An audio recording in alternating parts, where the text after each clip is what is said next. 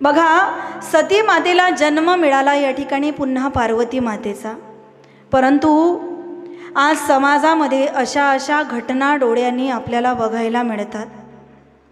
काल झालेलं प्रकरण इथे बसलेल्या कितीतरी लोकांना माहिती असेल। एवढा दुर्दैवी आणि वाईट प्रसंग या जगात कुठल्याच मायबापाच्या नशिबात येऊ नये।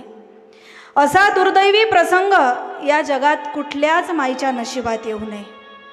मी खरं सांगू, ज्या वेळेला तो व्हिडिओ मी पाहिला, ज्या वेळेला ती बातमी मी ऐकली ना, मला काल रात्रीपासून फार दुःख तर वाटायला लागलं, फार वेदना व्हायला लागल्या। या जगातील लोकांची नीती चाललेली कुठे आहे महाराज? या जगातील लोकांची नियत कुठे चाललेली आहे? 3.5 वर्षाच्या 3 वर्षाच्या मुलीवर बलात्कार होतो। आपलं प्रशासन कुठं चाललंय? आपलं सरकार कुठे चाललंय? लाडक्या बहिणीचे 1500 नाही मिळाले ना, काही फरक पडणार नाही, पण लाडकी लेकच घरात सुरक्षित नसेल, त्या मायबापाने कुठे बघायचं आणि कुणाकडे बघायचं? कितीतरी मायबाप असे आहेत जे मुलांकडे लक्ष देऊ शकत नाही। त्यांनी आपला संसार सांभाळण्यासाठी नोकरी करावी, घर सांभाळावं, शेत सांभाळावं, मजुरी करावी की 24 तास मुलांवर लक्ष ठेवावं? अरे, त्या लेकराचा चेहरा जरी पाहिला ना, त्या लहानशा चिमुरडीचा चेहरा जरी पाहिला, दगड असेल दगड, त्या दगडालाही पाझर फुटेल महाराज। परंतु ज्याने दगडाने ठेचून ठेचून मारली,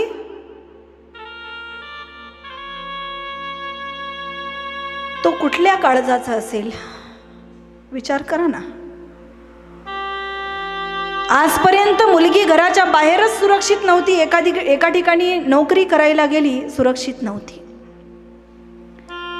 मागल्या वर्षी एक प्रसिद्ध असणारी डॉक्टर, एवढं मोठं शिक्षण तिच्या मायबापाने शिकवलं, स्वतःच्या पायावर तिला उभं केलं, समाजात मानाने जगण्याकरिता स्वतः मोठं केलं, आणि ज्या हॉस्पिटलमध्ये त्या ठिकाणी कार्यरत होती तिथेच तिच्यावरती डाव रचल्या गेला, तिथेच तिचा घात झाला महाराज। आज स्त्री सुरक्षित तरी कुठे आहे? मागल्या वर्षीचं प्रकरण ज्या वेळेला घडलं ना, मी माझी गोष्ट सांगते तुम्हाला, मला भागवताला जाण्याची भीती वाटत होती, खरंच भीती वाटत होती। कारण कोणतं गाव कसं असेल, कुठलं गाव कुठे आपल्याला जावं लागेल हे आपल्यालाही माहिती नसतं। आमचा प्रवास हा दिवसाचा नाही, रात्रभर कितीतरी वेळेला प्रवास असतो।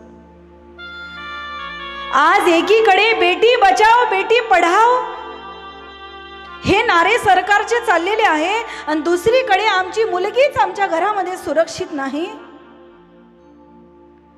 भांडण 2 मिनिटाचं होतं महाराज, 2 मिनिटाचं भांडण होतं। त्या मुलीला का मारलं त्याचं कारण सांगते मी तुम्हाला। ज्या मुलाने तिच्यावरती बलात्कार केला, त्या नालायकाचं नाव मी इथं घेणार नाही, त्या हरामखोराचं नाव मी इथं घेणार नाही।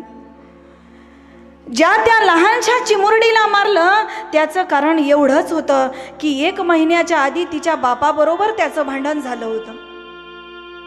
2-4 शब्द त्याला सुनावले असेल, त्याने त्याचा एवढा मोठा डाव रचला की त्या बापाला जिवंतपणीच मारून टाकलं। राग हा एका क्षणाचा असतो, भांडण एका मिनिटाचं असतं महाराज।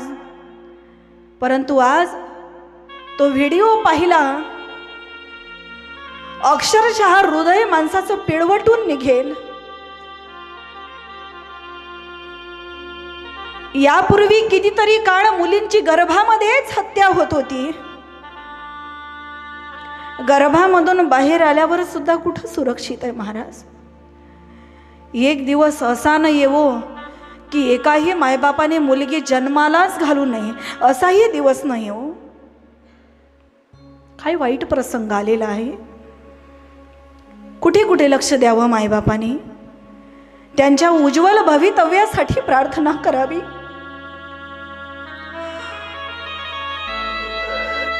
त्यांच्या शिक्षणासाठी पैसा गोळा करावा की 24 तास त्यांच्यावरती लक्ष ठेवावं? बरोबर लक्षात ठेवलं की ज्या दिवशी त्या मुलीचा बाप कुठेतरी बाहेर गावी गेला ना, मुलीची आई घरात असताना बाहेरच्या बाहेर त्या मुलीला नेलं, तिच्यावरती बलात्कार केला, अत्याचार केला. ज्या वेळेला त्याला कळालं की आता माझ्यावरती येऊ नये म्हणून दगडाने ठेचून ठेचून मारली महाराज. अरे आमचं धर्मशास्त्र तर आम्हाला मुंगी बाकोड्याला सुद्धा मारताना आपलं काळीज या ठिकाणी थरथरतं. त्याला लाज वाटली नसेल का? त्याला दुःख वाटलं नसेल का? त्याच्या अंतःकरणाला एवढ्याशाही यातना झाल्या नसतील का? कुठे चाललाय महाराज आमचा समाज? एक जुना काळ होता, आई वडील मुलींना शिकूच देत नव्हते. 9, 10, 15 वर्षाची मुलगी झाली ना की तिचं लग्न करून टाकायचे. कधी कधी असं वाटतं तेच योग्य होतं. कारण आज मुली शिक्षणाला गेल्या तरी सुरक्षित नाहीत, पदावर गेल्या तरी सुरक्षित नाहीत, मोठ्या मोठ्या उच्च पदावर गेलेल्याही सुरक्षित नाही. असं वाटलं होतं लहान आहे तोपर्यंत तरी सुरक्षित आहे. 3 वर्षाची मुलगी सुरक्षित नाही या देशामध्ये. एका बापाने मुलीला जन्म देऊन काही पाप केलं का महाराज? एखाद्या मुलीला जन्म घालून तो काही पापाचा भागीदार झाला का? याचं दुःख मला याकरिता एवढं होतंय कारण मी पण कुण्यातरी मायबापाची मुलगी आहे. आणि त्याही पेक्षा जास्त दुःख मला यासाठी होतंय कारण मी पण एका मुलीची आई आहे. आज मुली शाळेत सुरक्षित नाही. बऱ्याच ठिकाणी शिक्षक लोकांनी बलात्कार केलेले आहेत, अत्याचार केले. मुलगी सुरक्षित कुठे? कुठे जावं मुलींनी? कुठे सुरक्षित राहावं? आज पोलिसांनी त्याला पकडलं, 4 दिवस त्याला कोठडीत ठेवतील, थोडीशी शिक्षा देतील, पुन्हा ते फिरायला मोकाट. असे नराधम रस्त्यावर उभे कापले पाहिजे महाराज, उभे कापले पाहिजे, जिवंत जाळले पाहिजे. त्यांना पोलिसांनी शिक्षा नाही, जनतेने शिक्षा द्यायला पाहिजे. असे नराधम जनतेच्या स्वाधीन केले पाहिजे. कारण ते पोलिसांचे नाही, एका आईचे गुन्हेगार आहेत, एका बापाचे गुन्हेगार आहेत. कुठे चाललाय आमचा समाज? कुठे चालली समाजातील लोकांची वृत्ती? जोपर्यंत लेकरू घरी येत नाही ना तोपर्यंत आई वडिलांच्या जीवाला जीव नसतो, जागेवर जीवात जीव नसतो त्यांच्या. म्हणजे मुलगी गर्भातही सुरक्षित नाही, गर्भातून बाहेर आल्यावरही सुरक्षित नाही. जगावं तरी कसं जगावं महाराज? एकीकडे मुलीला जगदंबेचं स्वरूप मानल्या जातं, एकीकडे मुलीला आदिशक्ती भगवतीचा अवतार मानल्या जातो, आणि दुसरीकडे तिच्यावर जर असे अत्याचार अनाचार होत असतील, किती नवरात्र केले म्हणजे ती जगदंबा पावेल? नाही पावणार महाराज. आज त्या आईवडिलांच्या जीवनामध्ये किती दुःख असेल, किती यातना असतील. जिवंत राहूनही मरण यातनाच त्यांना त्या ठिकाणी होत आहेत. किती दुःख त्या ठिकाणी होत आहे. दरवर्षी अशा घटना घडतात, 2-4 दिवस आंदोलनं होतात, पुन्हा असे फिरायला मोकळे होतात. त्याला कारण काय सांगू तुम्हाला? अध्यात्म जीवनात ज्याच्या नाही ना, ज्याच्या जीवनात परमार्थच नाही, ज्याला घरातून चांगले संस्कारच मिळाले नाही, अरे हाच तो भारत देश आहे. हाच तो भारत देश आहे. शत्रूच्या घरची सूण मावड्यांनी उचलून आणली होती महाराज. छत्रपती शिवरायांच्या समोर आणली उचलून, आणि सांगितलं, महाराज देखो आपके लिए हम नजराना लाए हैं. ते छत्रपती शिवरायच होते. खाली गुडघे टेकवले, हात जोडले आणि मुखातून त्यांच्या शब्द निघाले, अशीच आमुची आई असती सुंदर रूपवती, अशीच आमुची आई असती सुंदर रूपवती, आम्ही सुंदर दिधलो असतो वदले छत्रपती. या छत्रपती शिवरायांच्या या समाजामध्ये कधी कधी असं वाटतं, छत्रपती शिवराय आज असायला हवे होते. अशा नराधमांना तलवारीने पटापट छाटून टाकलं असतं महाराज. ही कीड समाजातून नष्ट केली असती. पोलीस म्हणतायत आम्ही तपास करतोय. अरे तुमचा तपास कधी कामाला येईल? कधी कामाला येईल महाराज? आज एका गरीब कुटुंबावरती ही वेळ आली. हीच जर एका श्रीमंताच्या घराण्यात आली असती तर? म्हणून मुलगी कुठेच आज या ठिकाणी सुरक्षित नाही. आज मुलीला आजपर्यंत गर्भात मारल्या जात होतं. आता गर्भातून बाहेर आल्यावरही तिला मारण्याचेच जिकडे तिकडे अत्याचारच तिच्यावर त्या ठिकाणी होत आहेत. फार दुर्दैवी घटना आहे.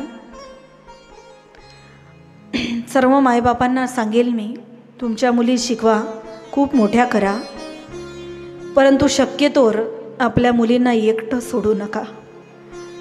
कुणीतरी ठेवा त्यांच्याजवळ. मुलगी आज कुठेच सुरक्षित नाही, कुठेच सुरक्षित नाही. लहान मुलगी सुरक्षित नाही, मोठी मुलगी सुरक्षित नाही, लग्न झालेली पण सुरक्षित नाही, कुणी सुरक्षित नाही महाराज. या समाजाची दृष्टी बदललेली आहे. आज ज्या बापाने जन्म दिला ना, त्या बापावरही विश्वास ठेवण्याची हिंमत राहिली नाही. असे अनेक अत्याचार ज्या त्या ठिकाणी व्हायला लागले. सख्खा काका असेल, सख्खा भाऊ असेल, सख्खा मामा असेल, कुणावरच विश्वास राहिलेला नाही.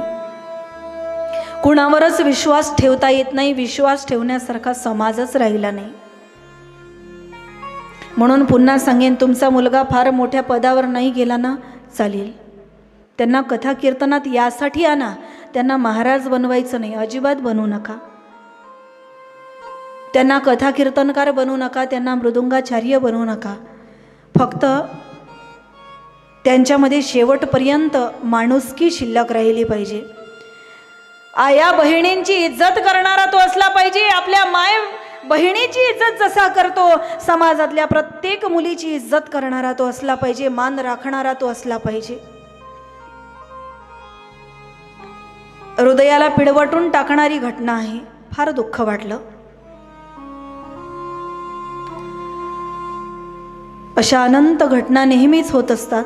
आता तर समाजाला सवय झालेली आहे. 2 दिवस समाज ऐकतो, तिसऱ्या दिवशी आंदोलन करतो, 4थ्या दिवशी विसरून जातो. सवय झाली आहे सर्वांना. पण हे कुठेतरी थांबलं पाहिजे महाराज, कुठेतरी थांबलं पाहिजे. कारण 3-3, 4-4 वर्षाच्या मुली आज लेकरं अंगणामध्ये कोणाचे खेळत नाहीत, सगळ्यांचेच खेळतात ना. अंगणातूनच उचलून नेली मुलगी. सांगा कोणावर विश्वास ठेवाल? कोणावर विश्वास ठेवाल? मायबाप घरात काम करत असतात, मुलं अंगणात खेळत असतात. कोणावर विश्वास ठेवू आपण? कोणावरच विश्वास ठेवण्याच्या लायकीचे लोकच राहिले नाहीत. पार्वती मातेचा जन्म झाला, पण आज जर त्या जगदंबेला या जगात अवतार घ्यायचा असेल ना, तिला पण लाज वाटेल इथे यायला. तिला पण लाज वाटेल की कोणत्या देशामध्ये आपण जन्म घेतोय.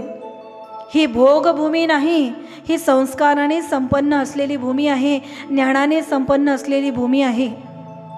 हे ज्ञान घराघरामध्ये रुजलं पाहिजे. भक्तीचे, ज्ञानाचे संस्कार जर आपल्या मुलामुलींवरती असेल, कुठेतरी जीवनात कामाला आल्याशिवाय राहणार नाही. कदाचित माझ्या बोलण्याने एखाद्याचं अंतःकरण दुखावू शकतं, मला त्याची पर्वा नाही. आज माझा तुम्हाला रागही आला तरी मला त्याची पर्वा नाही. पण समाजाविषयी काहीतरी कळकळ मला वाटते की या समाजात आपल्या बहिणी सुरक्षित राहिल्या पाहिजे. या समाजात आपल्या लहान बहिणी असेल, मोठ्या असेल, आपली महिला असेल, आपली आई असेल, हे सुरक्षित राहिले पाहिजे, ही अंतःकरणातली तळमळ आहे महाराज. आणि म्हणून या घटनेचा होईल तेवढा निषेध करा. मालेगाव शहरामध्ये डोंगराळे या गावामध्ये घडलेली ही घटना आहे, ग्रामीण ठिकाणी घडलेली घटना आहे. सर्व जनतेने याचा विरोध करावा. आणि मला तर असं वाटतं प्रशासनाने पण जनतेच्या स्वाधीन त्या नराधमाला करावं, आणि जनता त्याचं काय करेल हे जनता बघून घेईल. कारण तो जनतेचा अधिकार आहे. आज त्यांची मुलगी आहे, उद्या कोणाची मुलगी राहील त्या ठिकाणी हे सांगता येणार नाही. पार्वती मातेचा जन्म त्या ठिकाणी पुन्हा झाला. सती मातेचा दुसरा जन्म कोकिळेचा झाला. तिसरा जन्म पार्वती स्वरूपाने मिळाला. आणि पार्वती कोण आहे? पार्वती श्रद्धा आहे. श्रद्धा भगवान शंकर हे विश्वास आहे. कारण एका श्लोकामध्ये रामचरितमानसमध्ये सुंदर वर्णन आहे. भवानी शंकरो वंदे श्रद्धा विश्वास रूपिणो याभ्यां विना न पश्यन्ति सिद्धा स्वान्तस्तमीश्वरम्. भवानी श्रद्धा आहे, भगवान शंकर विश्वास आहे. जन्म विश्वासाचा होत नाही, श्रद्धेचा होतो.